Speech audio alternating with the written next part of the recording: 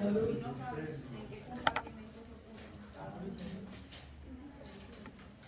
Capítulo 22. Es un proceso aerobio. La oxidación aumentada de ácidos grasos es una característica de la emisión y de la diabetes mellitus, que conduce a la producción de cuerpos cedónicos, o sea, el hígado, pues la cetosis. Y los cuerpos cedónicos en la diabetes mellitus dan por resultado la cetoacidosis, que puede ser mortal. Y la gluconeogénesis depende de la oxidación de ácidos grasos. En cualquier deterioro de esto produce una hipoglucemia, y esto ocurre en estados de deficiencia de carnitina o de enzimas esenciales en la oxidación. Luego dice que la oxidación de ácidos grasos ocurre en la mitocondria. Pues ahí sí. Estoy algo distraído a veces. No, eso lo que indica es que no sabes nada de lo que estás hablando. Bueno, entonces, los ácidos grasos se transportan en la sangre como ácidos grasos libres y también se conocen como ácidos grasos no esterificados. Se encuentran en el estado, obviamente, como no esterificados, y en el plasma, los ácidos grasos libres de cadena larga se combinan con la albumina, y en la célula están fijos a una proteína de un ácido graso.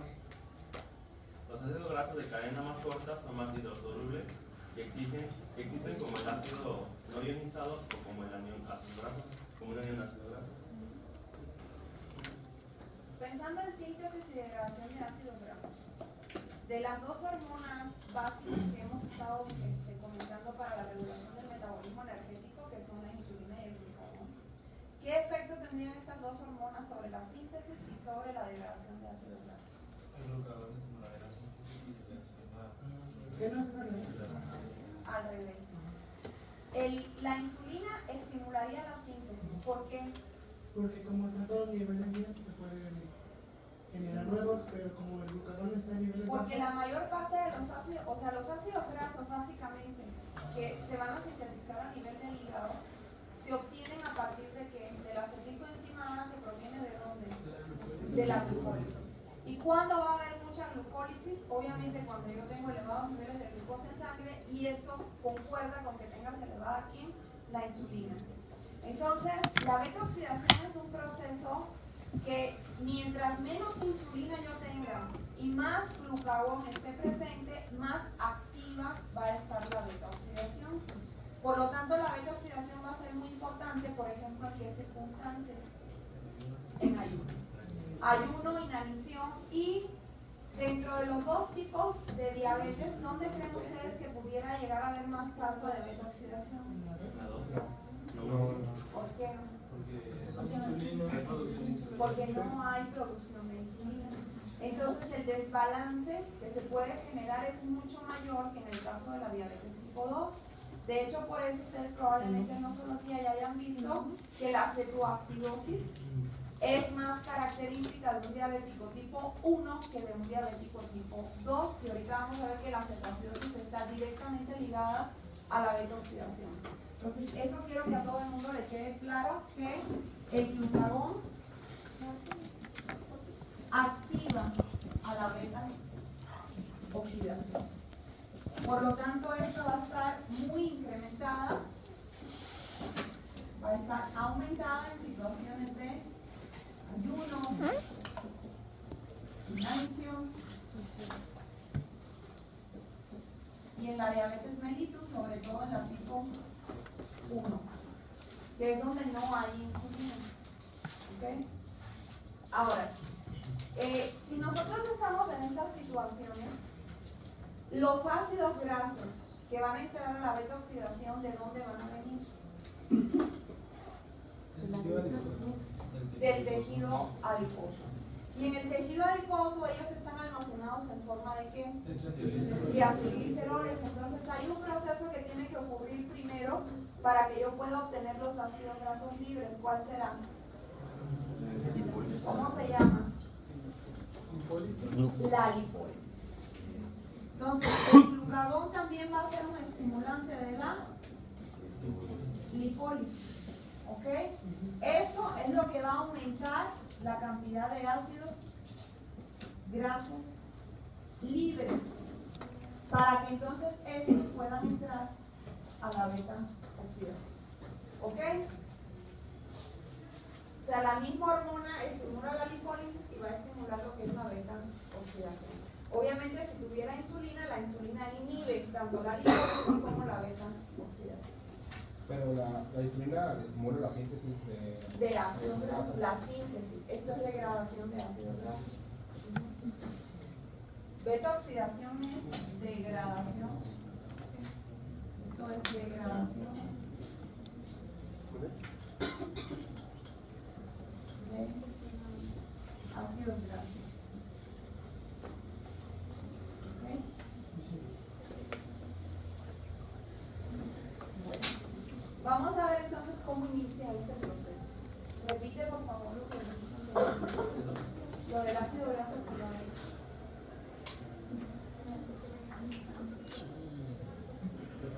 Me dice antes de que se puedan catabolizar. Antes de que se puedan catabolizar. Dice que los ácidos grasos se activan antes de ser catabolizados y que antes de que se puedan catabolizar deben convertirse en un intermediario activo, único paso que necesita ATP, y en presencia de ATP y coenzima, la enzima ACIL, coenzima sintetasa, cataboliza la conversión de un ácido graso en un ácido graso. Cataliza la conversión de un ácido graso en un ácido graso activado. Correcto. ¿Tienes la figura del transporte de la carnitina? Ahí no está encima. Sí. Okay. Miren, estos ácidos grasos libres que en estas situaciones vienen del tejido adiposo van a atravesar la membrana plasmática y van a llegar al citosol. ¿Okay? Pero yo necesito que ellos entren a la mitocondria. Y acuérdense que yo en la mitocondria tengo un problema. Y el problema es que la barrera interna de la mitocondria es altamente selectiva. Básicamente es impermeable a todo. Entonces, aquí digamos que lo primero que yo tengo que lograr es que ese ácido graso logre atravesar las dos membranas, porque las enzimas de la beta-oxidación van a estar en la matriz mitocondrial o pueden estar adheridas a lo que es la membrana interna de la mitocondria. Entonces me dicen que lo primero que va a pasar es una activación del ácido graso.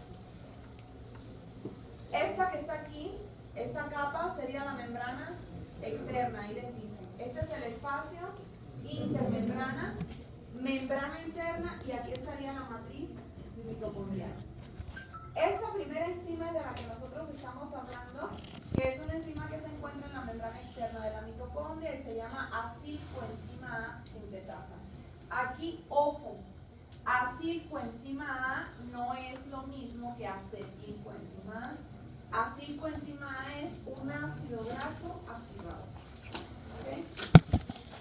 Entonces yo tengo el ácido graso libre, aquí lo tienen, que va a reaccionar con coenzima A. Esta es una reacción que necesita ATP y se va a formar acilcoenzima A, que es el ácido graso activado, y AMP y pirofosfato inorgánico. Normalmente cuando nosotros hemos visto reacciones que consumen el ATP se hidroliza hasta que a ADP. Y si ustedes se fijan, aquí estamos llegando hasta AMP. Quiere decir que estamos consumiendo los dos fosfatos de alta energía que tiene el ATP. Entonces, esta reacción en términos energéticos equivale a que hubiéramos consumido dos moléculas de ATP. ¿Sí? Porque consumir energía de dos grupos fosfatos, nada más que en vez de venir de dos moléculas diferentes de ATP, son los dos grupos fosfatos de una misma molécula de ATP. Pero en cuanto a consumo, equivale a dos moléculas de ATP. Okay. La mayoría de los ácidos grasos que nosotros vamos a tener en las células son de cadena larga. Los de 16, 18, 20 átomos de carbono. ¿Quiénes se consideran de cadena corta? Por ejemplo, ácidos grasos que tengan 8, 10, 12 átomos de carbono se consideran de cadena corta, pero son los menos abundantes. Esos que son de cadena corta se ha visto que pueden atravesar la mitocondria sin necesidad de un transportador.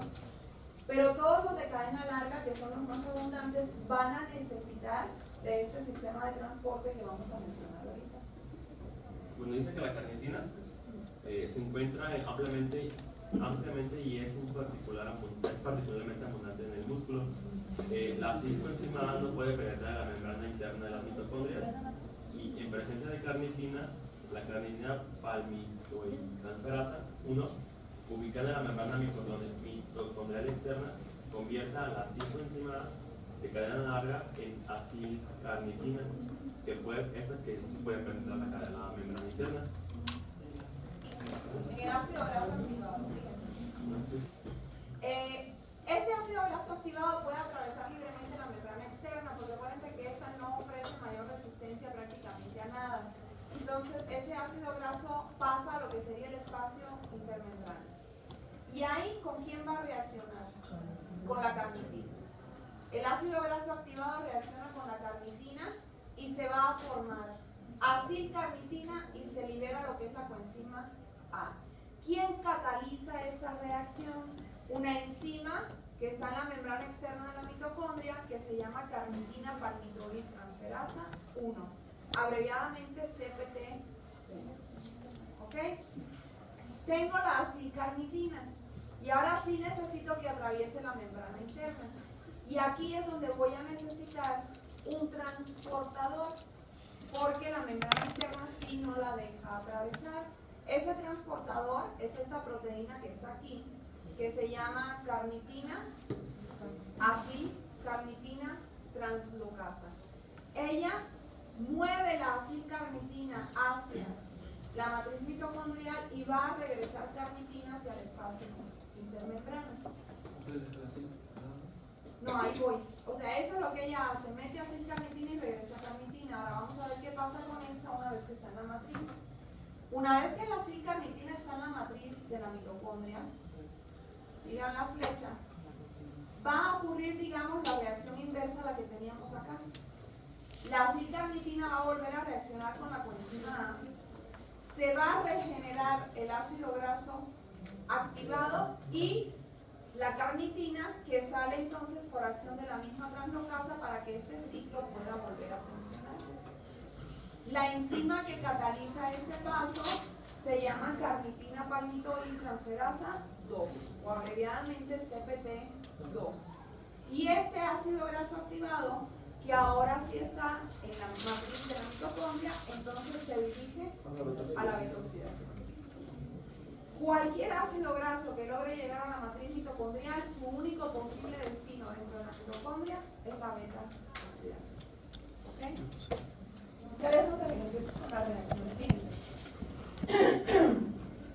El ácido graso que nosotros vamos a tomar como referencia es el ácido palmítico. Viendo la nomenclatura que vimos en la clase pasada, sería 16 2.0. ¿Qué significa eso? 16 átomos de carbono, ningún doble enlace, o sea, es un ácido graso saturado. ¿Ok? ¿Cuál es, digamos, la lógica o el propósito de la beta-oxidación? O sea, ¿para qué me sirve en la célula la beta-oxidación? Pues para la degradación. ¿Pero para qué? O sea, tú degradas ácidos grasos ¿para qué? Para obtener energía. O sea, esta es una vía de obtención de energía. Entonces, en esta vía lo que nosotros vamos a hacer es que vamos a ir separando los carbonos del ácido graso de 2 en 2. ¿Por qué de 2 en 2? Porque 2 carbonos es lo que tiene la acetilcoenzima. Entonces, básicamente lo que yo voy a hacer es ir quitando de 2 en 2 esos átomos de carbono, y cada 2 carbonos voy a estar generando una molécula de acetilcoenzima A que se va a ir ¿a dónde? Al ciclo de Krebs, para entonces yo entrar al metabolismo oxidativo y poder obtener energía. Si yo tengo un ácido graso de 16 átomos de carbono, ¿cuántas moléculas voy a obtener de acetilcoenzima A? 8. Si tuviera uno de 10, 5. Si tuviera uno de 20, 10. O sea, aquí la cantidad que me va a dar depende de qué ácido graso en particular yo esté analizando. Por eso les digo que vamos a tomar este como referencia.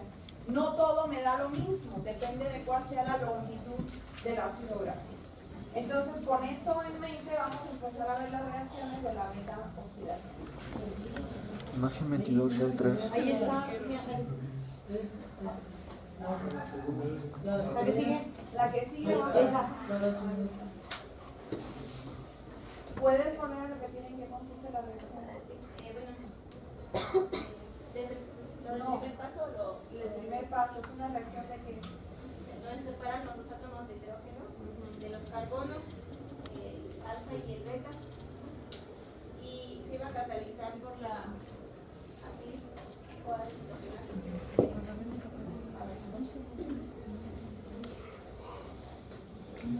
a ver, aquí está.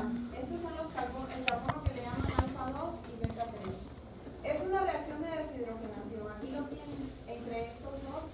Este pierde un hidrógeno y este también, por eso acá abajo tenemos la formación de un doble enlace. Y esos dos hidrógenos con sus electrones, ¿a dónde van a ir a parar? Al FAD para dar FAD H2. Quiere decir que esta es una deshidrogenasa dependiente del FAD. ¿Ok? Y ese FAD H2 aquí se los ponen a dónde se va a ir, a la cadena de transporte de electrones. Entonces lo primero que me va a producir la beta oxidación es una molécula de FAD H2 que se va a ir a la cadena de transporte de electrones por una reacción de deshidrogenación. Ok. Segunda reacción de la beta oxidación. bueno, esto iba a originar el enoil proximal. Ah, sí, delta 2 Antes y de acá, sí.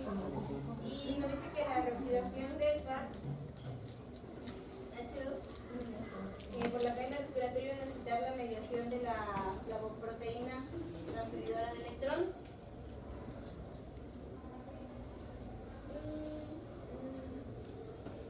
Cada H2 que llegan a la cadena, ¿en qué punto de la cadena van a entrar? En el 2. No, porque el 2 es la succinato deshidrogenasa del ciclo, entonces ahí nada más llegan los electrones del FAD-H2 que se obtienen en el ciclo de Krebs. Entran a la ubiquinol. Los electrones del FAD-H2 que se produce en la beta oxidación van a entrar a través de lo que es la ubiquinol. ¿Okay? Y de ahí pasan al complejo 3, segura, del pie, muévelo y ya. A ver, pues lo digo yo, ¿cierto? Sí, o sea, te hago el favor. A ver. Vamos a la segunda reacción de la beta oxidación. Es una reacción, el nombre de la enzima se los está diciendo, es una reacción de hidratación, por eso vemos que aquí se incorpora una molécula de agua. Todo va a ocurrir entre estos dos carbonos, entonces aquí es donde se va a incorporar la molécula de agua. Si ustedes se fijan, aquí se incorpora un hidrógeno y aquí el otro oxígeno con hidrógeno. Entonces básicamente lo que provocamos es la ruptura del doble enlace y se forma este compuesto que se llama hidroxiacil o 3-hidroxiacil coenzima A. ¿Okay?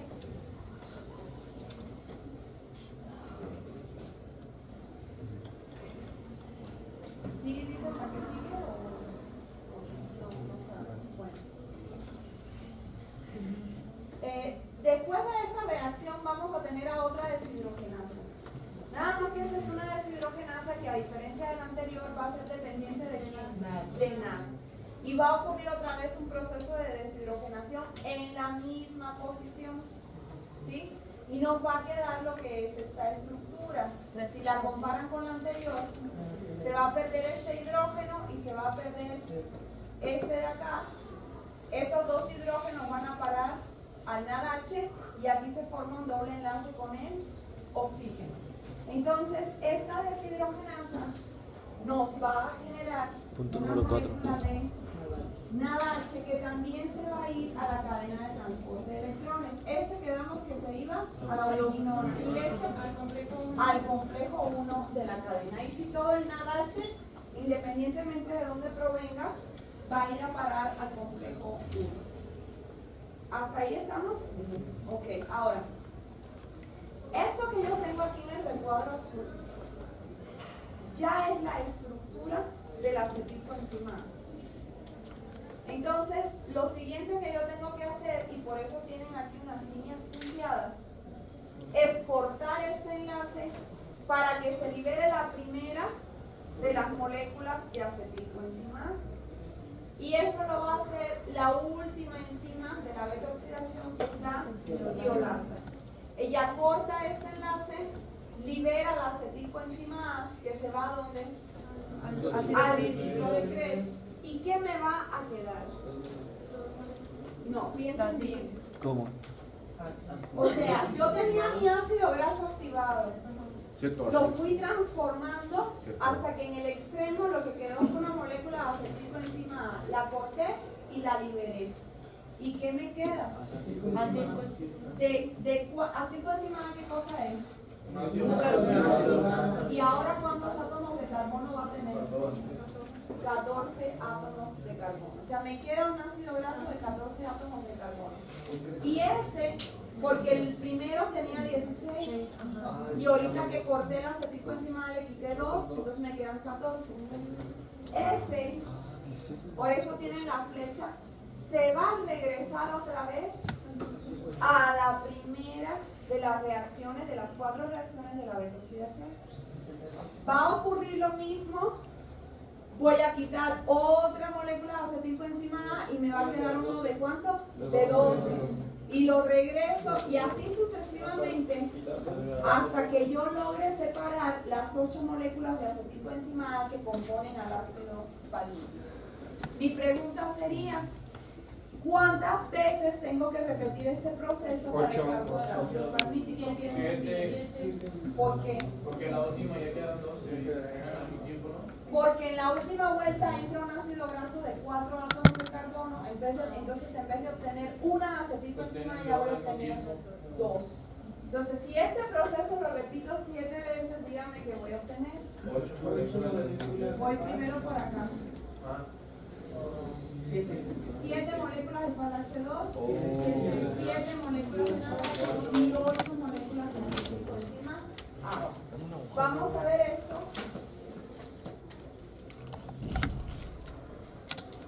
Fíjense, cada FADH2 que yo mando a la cadena me da ¿cuánto en ATPs? 1.5 moléculas de ATP. Y aquí estoy obteniendo 7. ¿Cuánto da esto?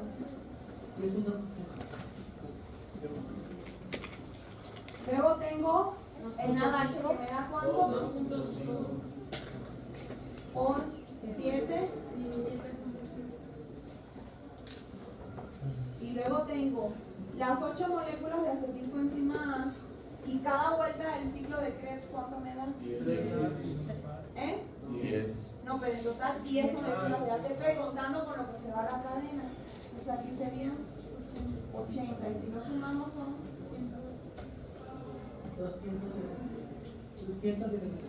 108. sí, porque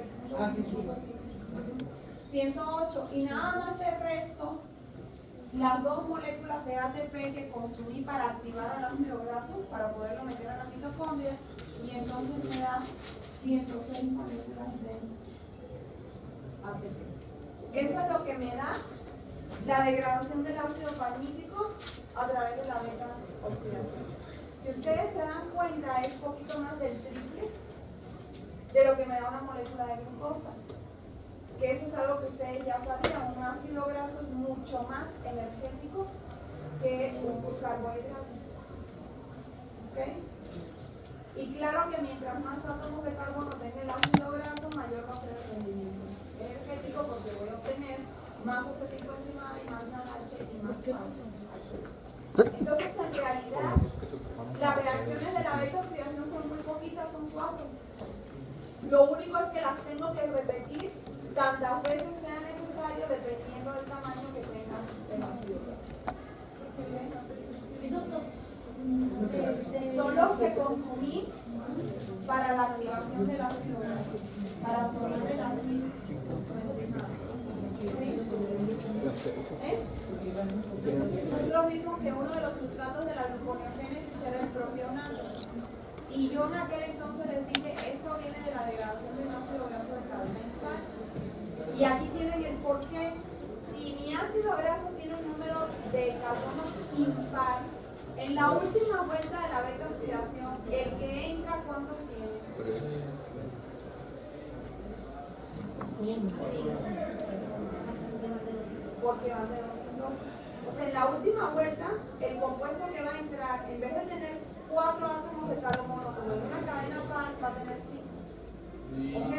Entonces, hacemos toda la reacción, se libera la acetilcoenzima A y me queda un compuesto de 3 átomos de carbono, que es el propionato o propionilcoenzima A, que acuérdense que se transformaba luego en sulfilcoenzima A, entraba al ciclo de Krebs.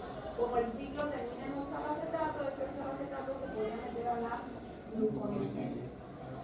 Ese es el único producto de la degradación de los ácidos grasos que puede en un momento dado servir para sintetizar glucosa. Lo que hicimos nada más que en el libro lo hacen de otra manera.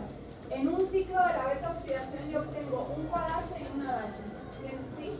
Un FADH2 es 1.5 y una DAH son 2.5. 2.5 más 1.5, ¿cuánto me da? 4. ¿Y cuántas veces doy la vuelta? 7. Entonces 7 por 4, 28 más los 80 que vienen de la acetilcoenzima A nos da lo mismo, 108. Nada más es otra manera de hacer el cálculo. Luego, decía que una forma modificada de la beta-oxidación se iba a encontrar en los peroxisomas. Esta iba a conducir a la formación de acetilcoenzima A y de agua e iba a ser Forma peróxido de hidrógeno. peróxido de hidrógeno. Nada más que luego la catalasa lo transforma. Bueno, iba a ser desintegrada mediante la catalasa y esta no estaba enlazada ni a la fosforilación ni a la generación de ATP. Mostrar que este sistema iba a facilitar la oxidación de ácidos grasos de alta energía y estas enzimas iban a tomar por medio de la dieta o bien de medicamentos, de fármacos y poliingredientes como el benfrabato. Estaba explicando la oxidación de ácidos grasos que producen una gran cantidad de ATP. Hay beta-oxidación en los peroxisomas, pero digamos que el propósito fundamental de la beta-oxidación en los peroxisomas viene siendo acortar el tamaño de la cadena de ciertos ácidos grasos. Y muchos de ellos, una vez que la cadena ya está más corta, se pueden dirigir incluso a la mitocondria. ¿Ok? O sea, es como otra beta-oxidación, pero insisto, esta no está acoplada a la producción de energía, tiene un poquito más que ver con el metabolismo de ciertos ácidos grasos o de ácidos grasos que están unidos a otros compuestos, como les ponen aquí el ejemplo de lo que es el colesterol esterificado. El metabolismo de ese ácido graso que está unido al colesterol se inicia a nivel de lo que son los peroxisomas. Ayudan. Sí, porque si tú obtienes ácidos grasos de cadenas más cortas, incluso el movimiento de este es más fácil porque ya no van a requerir ni siquiera de los sistemas de transporte, pueden estar libres de la mitocondria. Vamos a tomar un ejercicio que no tiene dobles enlaces. Entonces, aquí lo que estamos viendo es qué pasa, porque si ustedes se fijan en la beta-oxidación, las reacciones que vimos no se basaban en eliminar dobles enlaces en varias posiciones, solamente había un compuesto que se generaba con un doble enlace. Entonces, ¿qué hacemos si tenemos ácidos grasos que son insaturados en otras posiciones? A veces son poliinsaturados que tienen 2 o hasta 3 dobles enlaces. Para eso existe una vía alterna. Pero la clave de todo esto es que nosotros tenemos que modificar ese ácido graso insaturado hasta que lleguemos a este compuesto que ella está mencionando, que es el único compuesto insaturado que estaba dentro de la vía de la beta-oxidación. Entonces hay que tener unas enzimas que modifiquen la estructura del ácido graso insaturado hasta llegar a este compuesto. Y como este ya forma parte de las reacciones clásicas de beta-oxidación, en ese momento entonces se incorpora a lo que viene siendo la secuencia normal de beta-oxidación de cualquier ácido graso. No sé si tienes la figura.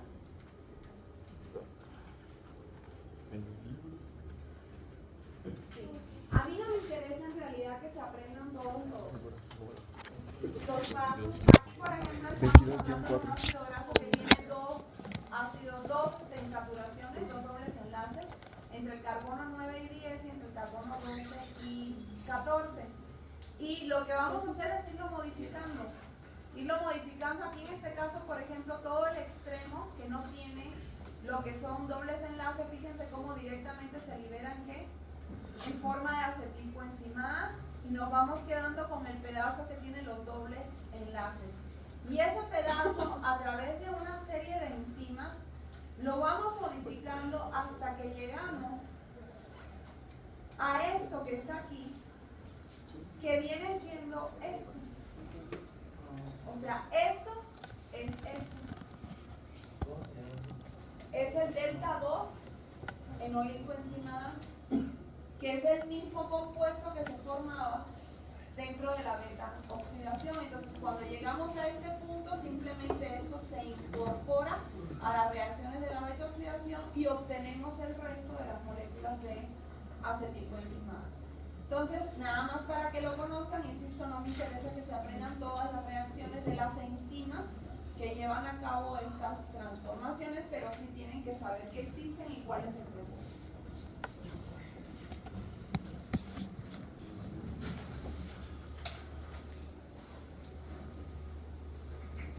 Bueno, la cetogénesis va a suceder cuando haya un alto índice de oxidación de los ácidos grasos en el hígado.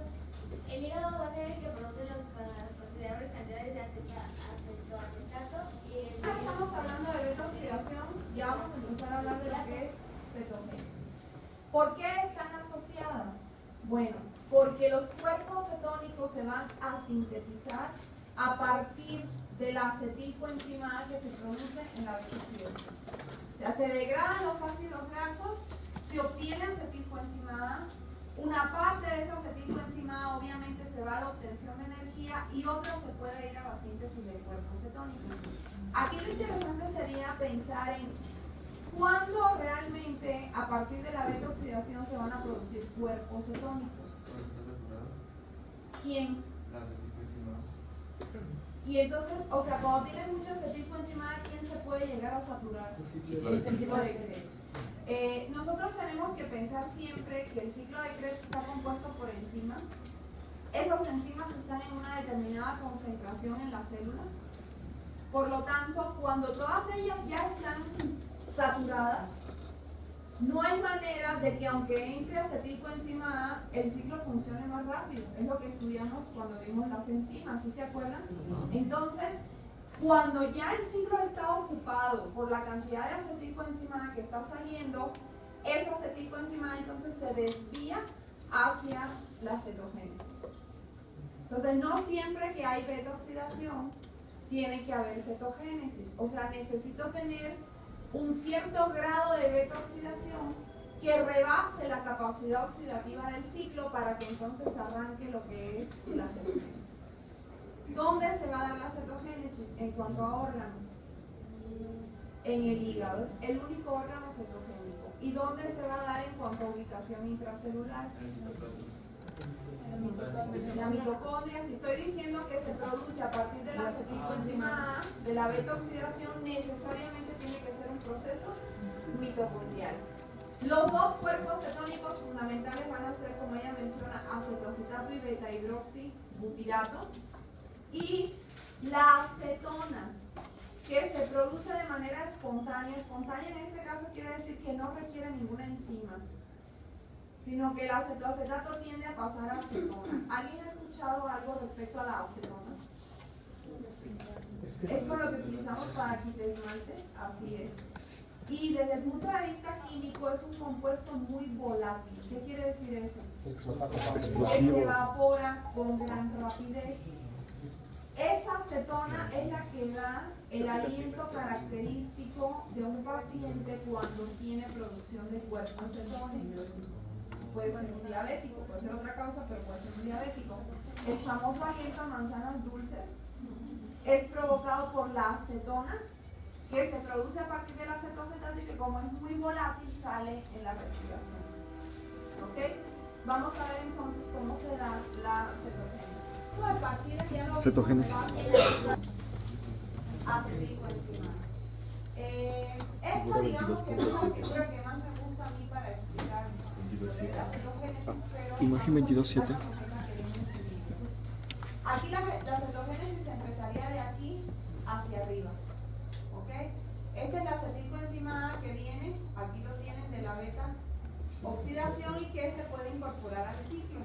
Pero cuando hay de más, de sobra, entonces se desplaza hacia lo que es la cetogénesis. Y lo primero que va a pasar es que dos moléculas de acetilcoenzima A se van a fusionar entre sí, se van a unir, se van a condensar para dar este compuesto que está acá que se llama acetoacetilcoenzima A. ¿Sí? Fíjense que sale una coenzima A porque dos de ellas se unen y se quedan nada más unidas a una coenzima A. Entonces por eso aquí sale una de las coenzimas A en forma reducida y se forma este compuesto de 4 átomos de carbono que es la acetoacetilcoenzima A. ¿Hasta ahí estamos todos? Luego esta acetoacetilcoenzima A va a reaccionar, es esta reacción que tengo aquí, con una tercera molécula de acetilcoenzima A. ¿Sí? Y se va a formar, también se requiere agua para la reacción, pero aquí entra la tercera, fíjense que aquí está entrando. Se va a formar este compuesto que se llama hidroximetilglutarilcoenzima A.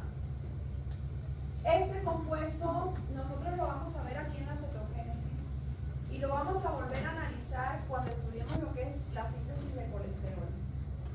Porque estas reacciones son idénticas para la síntesis del colesterol. La única diferencia es que esto está en la mitocondria y la síntesis del colesterol va a ser citosólica. ¿Sí? Pero van a ser las mismas reacciones hasta llegar aquí a lo que es la hidroximetilglutarilcoenzima A. ¿Hasta ahí estamos todos?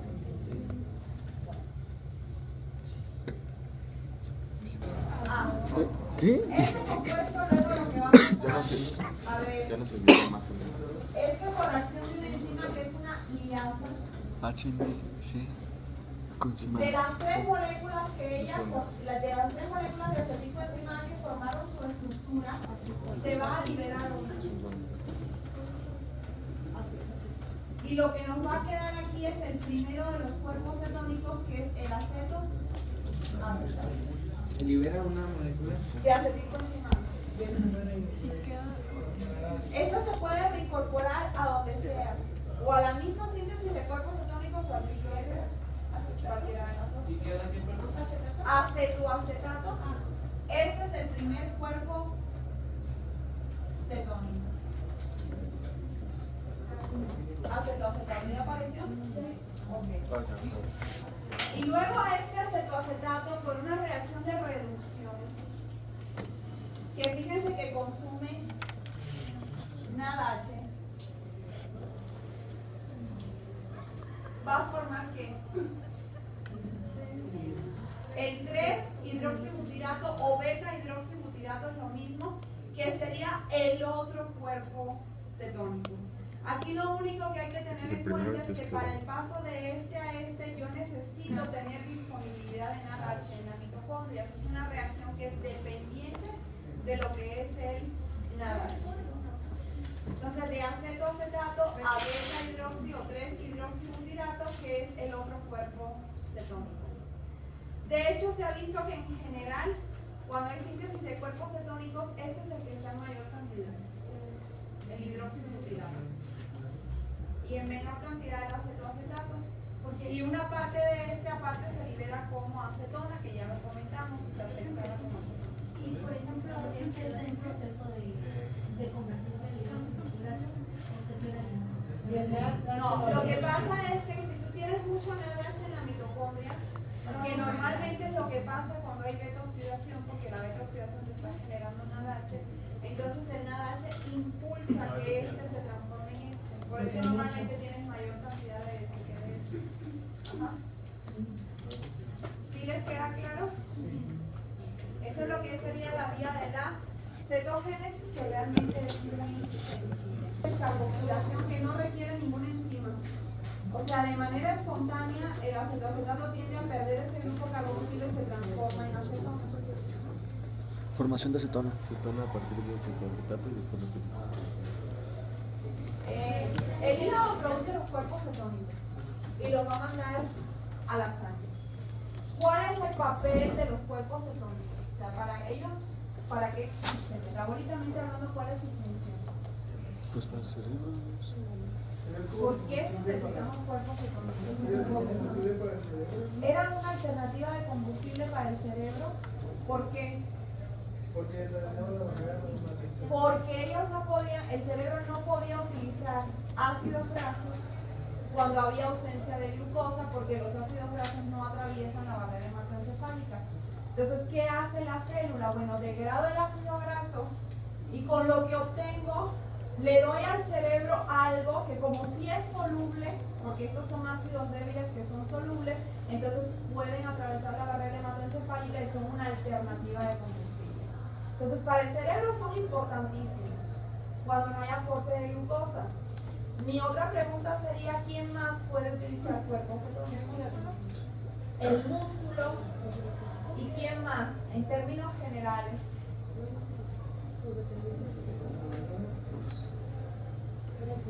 O vamos a preguntar de otra manera. ¿Hay alguien que no pueda utilizar cuerpos cetónicos como una alternativa de combustible cuando no hay glucosa? Los eritrocitos y todas las células que no tengan mitocondrias. ¿Por qué? Porque nosotros acabamos de ver que los cuerpos cetónicos se sintetizan a partir de acetilcoenzima A. Entonces, cuando yo los degrade para obtener energía, lo que voy a obtener es acetilcoenzima A. Y si mi célula no tiene mitocondria, no hay metabolismo oxidativo, entonces ¿cómo vamos a utilizar la acetilcoenzima A? Además de que vamos a ver que para degradar los cuerpos cetónicos voy a requerir del ciclo de Krebs. Ahorita vamos a ver por qué. Entonces es imposible que una célula que no tenga mitocondrias utilice cuerpos cetónicos como combustible. Entonces son prioritarios para el cerebro cuando no hay aporte adecuado de glucosa y pueden ser utilizados por todos aquellos tejidos extrahepáticos que tengan mitocondrias. ¿El hígado puede utilizar cuerpos cetónicos? ¿Eh? Sí los produce, estoy claro, pero ¿los puede utilizar como combustible? Pues sí, es que ya tiene mucho glucógeno. No, pero el glucógeno te dura entre 18 y a lo mucho 24 horas. Ah, pues entonces sí. No. No. ¿Por qué? Porque no tiene las enzimas que se necesitan para degradarlos. Carece de las enzimas. Entonces el hígado solamente es productor de cuerpos cetónicos, pero no tiene la capacidad. Él va a vivir de la oxidación. ¿Ok? Bueno, también dice que el D3 hidroxiapatito va a ser un cuerpo cetónico predominante en la sangre y la orina cuando hay cetosis.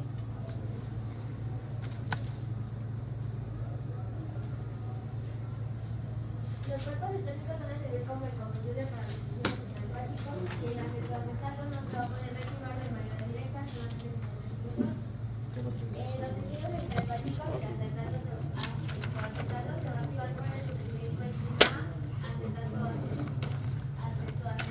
El hígado ya sintetizó los cuerpos cetónicos y los mandó a la sangre. Entonces lo que vamos a ver ahora es qué hacen los tejidos extrahepáticos cuando reciben los cuerpos cetónicos. Aquí les ponen de ejemplo el músculo, pero esto es lo mismo que va a pasar, por ejemplo, en el cerebro. Es la vía por la cual los tejidos extrahepáticos van a degradar a los cuerpos cetónicos. Estábamos diciendo que el que llega en mayor cantidad siempre es el hidroxibutirato, pero también hay un porcentaje de acetoacetato. Si lo que nos llega es hidroxibutirato, simplemente va a ocurrir la reacción contraria a la cetogénesis. El hidroxibutirato se va a transformar en acetoacetato, que es la reacción inversa de la cetogénesis. Ahora, el acetoacetato, para él poder pasar al siguiente compuesto dentro de lo que sería la degradación de los cuerpos cetónicos, va a requerir del ciclo de Krebs. ¿Por qué? Porque él tiene que reaccionar con quién. Aquí lo tienen. Succinilcoenzima A, que era un intermediario del ciclo de Krebs.